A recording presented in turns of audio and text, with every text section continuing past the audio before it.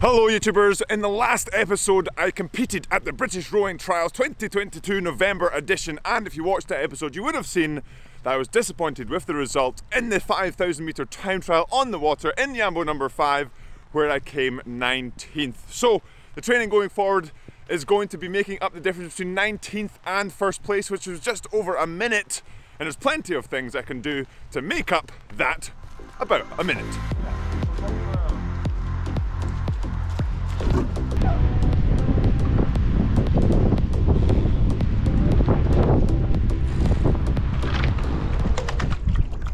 For example, sculling better.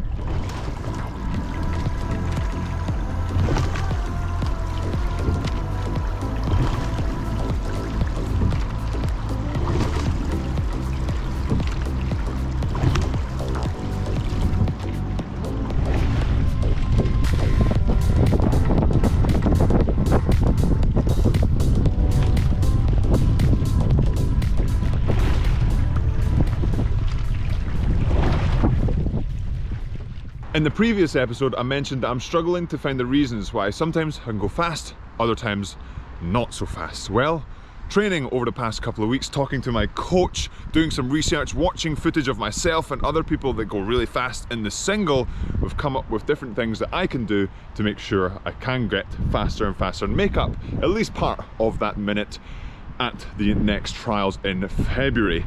And what might those things be? Well, like I mentioned, rowing better in the single. Of course, we can all improve our technique, but we've come up with a few things for me specifically to do better in order to get faster. And most of them really revolve around the catch, around getting connected that little bit better, so that when I do get the blade in, when I get it in properly and get connected, not only do I use the length that I have, but I can also use the strength and the power and the fitness that I have, as demonstrated by doing the 2,000 metre rowing machine test at British Rowing Trials, where I managed a 5:55.1. So over the next training block for the next few months, heading into British Rowing Trials February edition, the technical work, the technique will be the biggest focus of this training block coming up.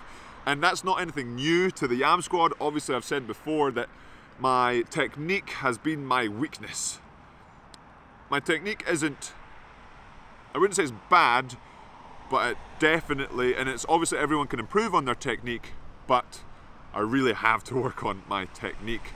Especially like I've said before, I can generate watts on the rowing machine, I'm strong in the gym, but if I can't put that on the water, then it's not going to work. Because as always, rowing is a rowing sport, and if you're not going fast on the water, you're not going fast on the water. And all of the races that I want to be competitive in are on the water. So in order to get fast on the water, and I have said this before, I need to improve my technique. So I've been focusing on my technique previously, now going to almost double down on that, and especially over the last couple of weeks, there's been some changes that have really helped me. Not sure if it was just maybe the gut check from trials being that far behind, or just one of those things that you're trying to make a change over time and it's just not coming, and then over the past couple of weeks, almost not quite a breakthrough, but there's been little bits here and there where it's okay, we're moving somewhere, rather than a little bit before where I'm just trying to make changes, and it's not quite got there. So hopefully I can continue that theme of little bits of improving the technical aspects of my sculling to really help improve the overall speed and put that fitness into said speed in the Yambo number 5 and see how fast we can go. But there's also other aspects of my training that I'm going to be trying to do differently versus what I've been doing in the previous training blocks. So not just focus on technique like I've always been trying to do and then get fit and strong, something a little bit different.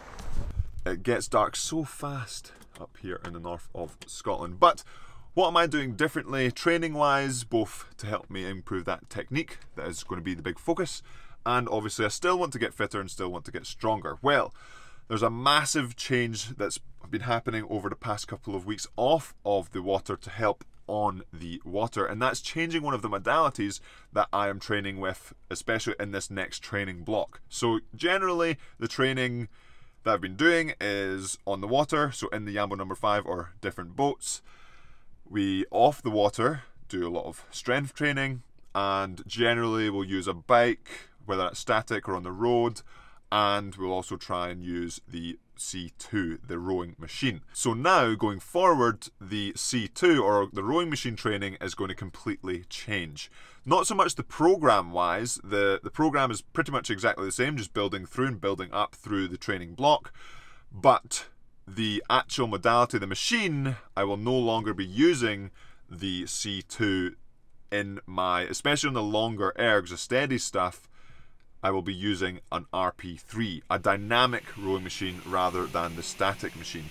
And so the theory behind that is that the dynamic rowing machine is much more akin to rowing on the water versus the static rowing machine is almost its own beast. You can almost have two different techniques, whether you're on the rowing machine on the C2 versus on the water.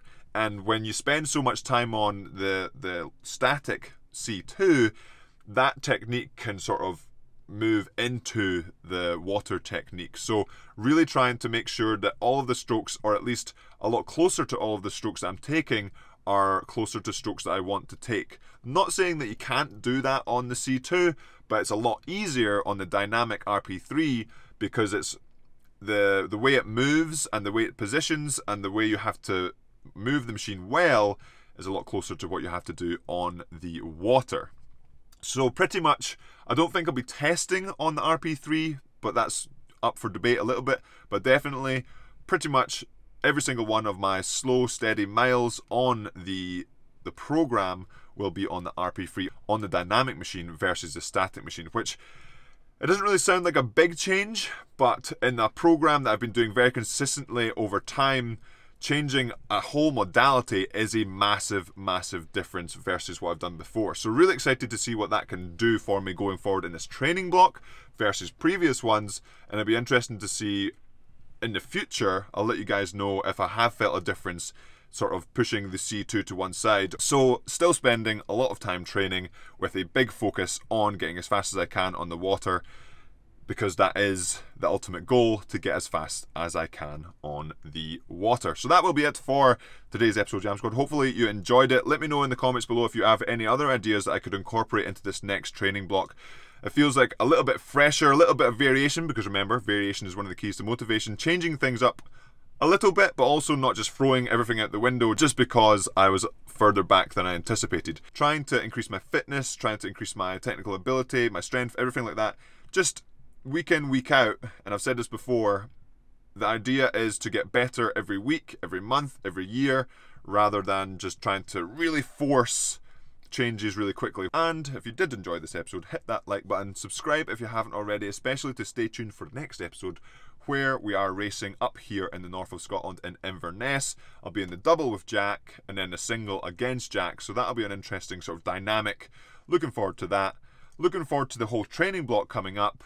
Looking forward to taking you all along with me on the journey. I'll see you later. Oh yeah!